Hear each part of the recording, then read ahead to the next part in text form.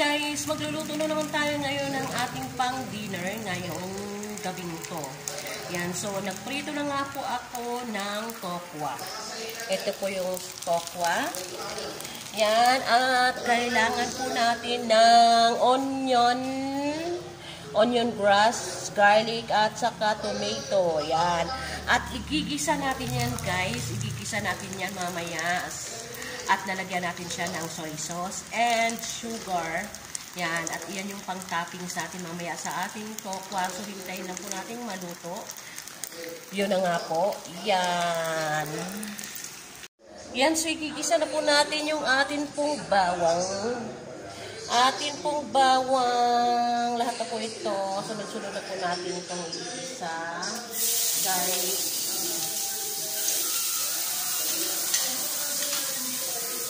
Atin pong garlic.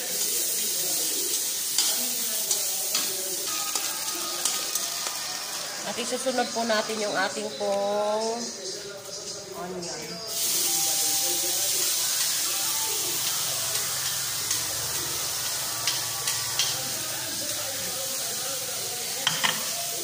Sunod po natin yung ating pong onion.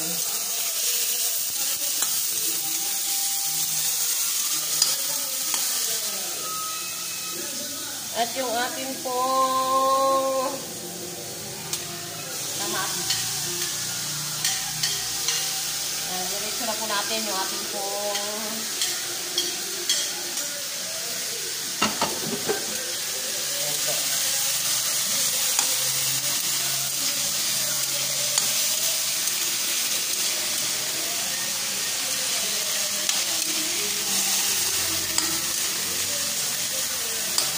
yan.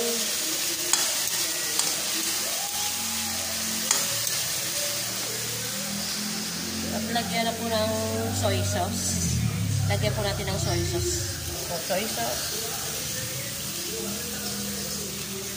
Ayan po. At lagyan po natin ang ating pong sugar. Lagyan na po rin ng ating sugar. Yan, lagyan po natin ng sugar. Kunting sugar lang po yan. Halo-haluin. Yan. Halo-halo lang po natin yan. At lagyan natin ang ating seasoning. Seasoning, kunti lang. Halo-halo lang po. Okay na po. Luto na po. Luto na siya guys. So, pwede ito na guys. So, ito na yung aming ulam guys. Thank you for watching. Thank you.